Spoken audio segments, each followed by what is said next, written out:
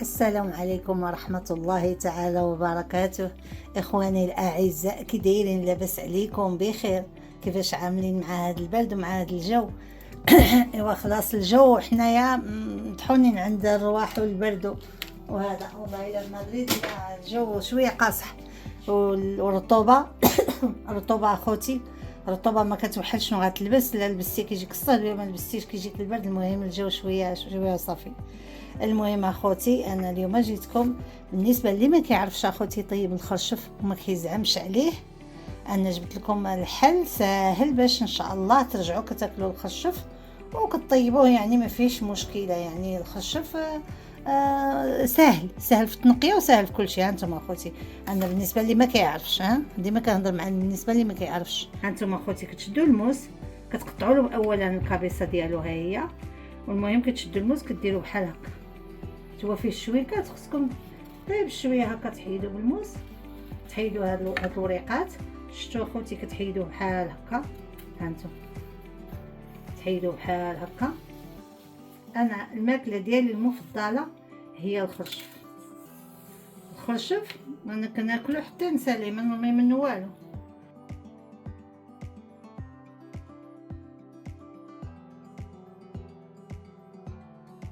ولكن انا ما كنكتفيش باش نحيد له غير هكا، كيبقاو فيها هاد الشريط، تقدر يكون فيهم شي خشيشه ولا شي حشره صغيره ولا شي حاجه. اش كندير له بحال هكا، كنغسلو بالشيته بحال هكا. كيفاش هذا مهم باش ما يبقاش فيه حتى حاجه. في ديك الشريطات هذه الشيته كنغسلو بها، الشيته كنغسل بها الخضره هكا. يعني باش ما يبقى فيه حتى شي حاجه هكا. كنحط حتى انا الماء على جوج جهات وتنبدا نقشر بحال هكا بحال هكا.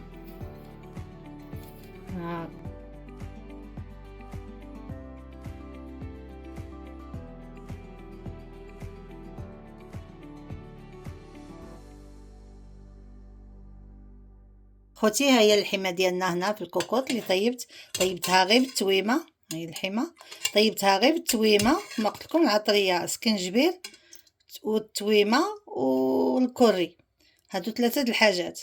دابا منين يتسلق شويه هذاك الخرشوف كنسلقوه شويه وعاد كنزيدوه مع اللحم ونخليوه كيطيب مع بعضياته. وكندير معاه واحد 2 بطاطات ولا 3، كندير معاه 2 بطاطات ولا 3 وكنطيح كلشي هنا. ولكن الاولي كنسلق الخرشوف، كنحيد له ديك الماء، نرمي ديك الماء ديالو، والخرشوف كنهزو بالشبيكه وكنحطوه هنايا مع اللحم، وكنطيح معاه 2 ديال طريفات ديال الحامض مرقد وصافي. وهادشي اللي كاين، وكنخليهم يطيبوا.